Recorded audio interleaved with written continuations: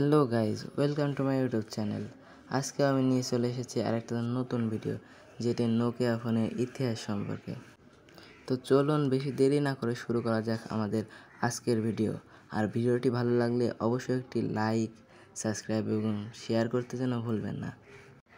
বিশ্বের সেরা 10টি ফোন কোম্পানির মধ্যে একটি জনপ্রিয় ফোন কোম্পানি হলো নোকিয়া। 2000 সালের দিকেও মানুষ মোবাইল ফোন বলতে শুধু চিনত নোকিয়াকেই।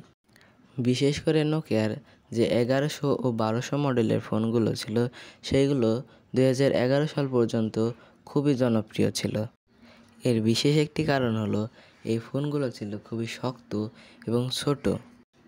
মোট 3 জন মিলে এই নোকিয়া কোম্পানি প্রতিষ্ঠিত করে: এডওয়ার্ড পোলন, ফ্রেডরিক ইন্ডেস্টাম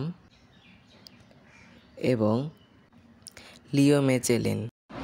এই নোকিয়া কোম্পানিটি প্রতিষ্ঠিত হয় 1865 সালের ফিনল্যান্ডে। এই কোম্পানিটি সারা বিশ্বে 120টি দেশ জুড়ে ব্যবসা করে থাকে। এই কোম্পানিটির মোট সম্পদের পরিমাণ $20 বিলিয়ন।